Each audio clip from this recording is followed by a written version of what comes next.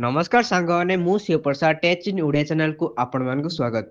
कौन रही आज पाणीपाग अपडेट आसन से विषय जानिबा। बंगोपसागर रे सृष्टि लघुचाप क्षेत्र अधिक घनीभूत होई अवपात परिणत होईछि। एहार प्रभाव आगामी 24 घंटे उपकूल और आभ्यंतरीण ओडिशा रे 2 दिन जाए अधिक वर्षा संभावना रही अछि।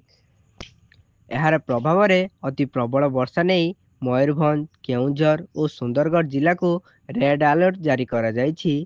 एठारे पवनर बेग 40 रु 50 किमी मध्य रहिबा सह वज्रपात सह वर्षा संभावना अछि।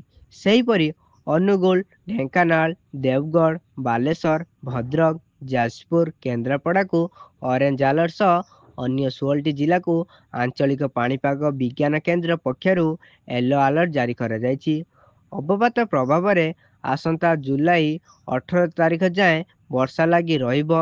विशेषकर उत्तर पश्चिम ओडिशा रे 2 दिन प्रबल वर्षा संभावना रही। वर्षा हेतु महानदी बुढ़ाबलंग सुवर्णरेखा ब्राह्मणी अववाहिकार वर्षा संभावना थिबारु एही सब नदी रे बन्या सृष्टि हेबार आशंका रही। संभाव्य परिस्थितिर मुकाबिला पई विपर्यय परिचालन मंत्री सुरेश पुजारी प्रस्तुतिर समीक्षा करिसेंति।